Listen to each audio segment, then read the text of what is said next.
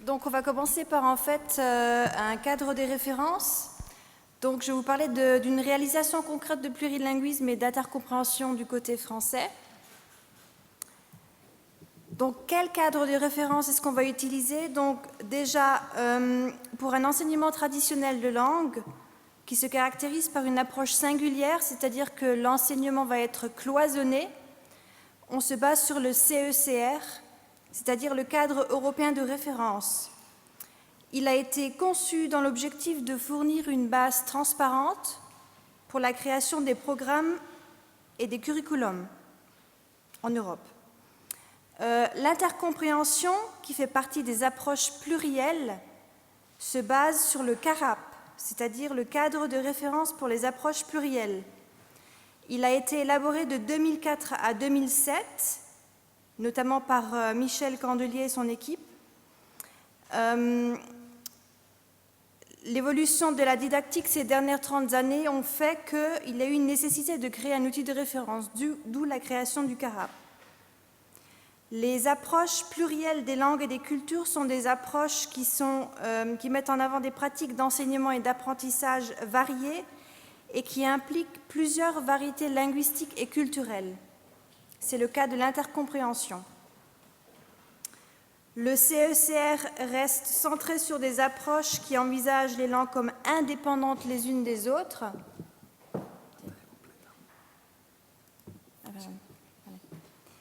Alors que le CARAP aide l'apprenant à se constituer un arsenal de savoir, de savoir-être et de savoir-faire.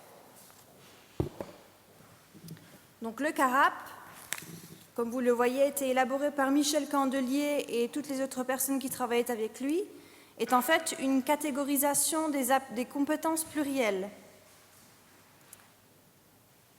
Contrairement aux CECR qui sont organisés en descripteurs qui vont du niveau A1 à C2, le CARAP s'organise en 3 catégories, les savoirs, les savoir-être et les savoir-faire.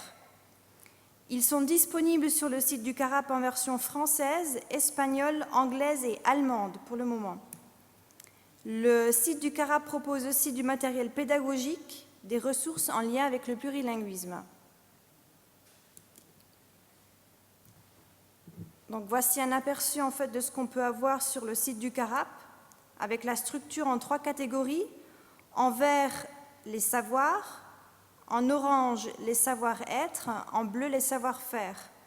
Donc on remarque en fait que le K représente le K de knowledge en anglais, le A représente attitude et le S skills. Chaque descripteur est en fait suivi d'une clé qui indique si l'approche plurielle est nécessaire, si elle est importante ou si elle est utile. À droite de l'écran, on a un aperçu d'une fiche pédagogique du professeur qu'on peut trouver sur le site du CARAP. Ici, c'est en fait un exemple destiné d'une activité d'intercompréhension destinée à un public de primaire. Et elle est construite autour de 7 langues romanes et traite de l'électricité. Le formateur pourra travailler par exemple le lexique de l'environnement, de la nature, et au niveau grammatical, il s'approchera de tout ce qui est syntaxe et morphologie. En bas de la page, on voit en fait les descripteurs qui sont listés en 3 catégories, la catégorie des A, des K et des S. Donc juste pour vous donner un exemple d'idée, si on prend par exemple le A6.2.1 dans la catégorie orange, ça veut dire qu'on doit considérer que les emprunts faits à d'autres langues font partie de la réalité d'une langue et contribuent parfois à l'enrichir. Dans la catégorie verte, si on prend l'exemple du 4.1, c'est l'exemple que vous avez en haut à gauche, il indique qu'on doit savoir que les langues sont liées entre elles par des relations dites de parenté. Si on prend un exemple, par exemple, du cadre bleu, donc les skills, si on prend le 2.2.2, il indique qu'on doit savoir identifier des formes graphiques. Donc maintenant, nous allons voir ce qui se passe sur le terrain. Donc on va passer de la théorie au terrain, à la pratique. Donc on a par exemple à Paris l'exemple de l'APIC, qui est une association pour l'intercompréhension des langues. Elle a été créée en 2009 par Pierre Janin, qui est donc le directeur. et elle est soutenue par le ministère de la Culture et de la Communication. Les objectifs de l'APIC sont de sensibiliser le grand public à la dimension plurilingue de notre monde, de démontrer à ceux qui se croient nuls en langue qu'ils comprennent plus de langues qu'ils ne le pensent, et de donner confiance à chacun en sa faculté de comprendre d'autres langues que la sienne. Comment l'APIC s'y prend-il? En fait, il y a deux moyens.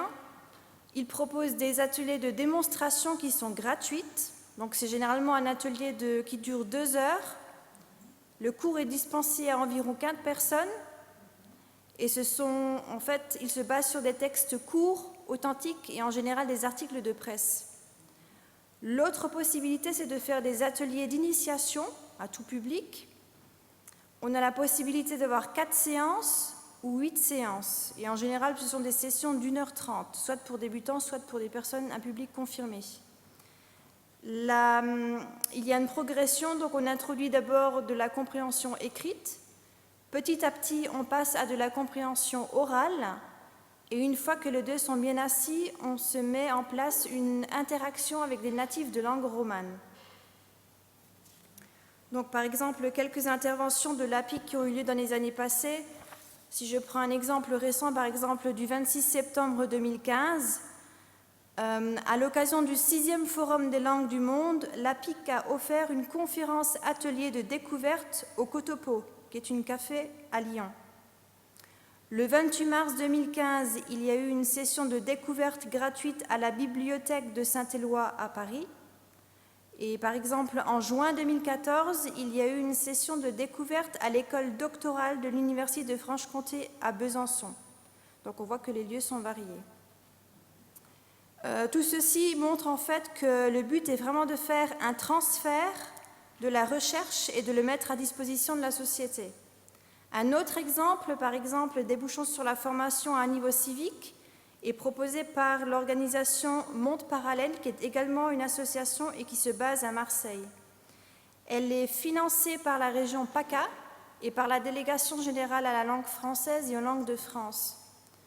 L'association Monde Parallèle, par exemple, propose 3 types de formations payantes.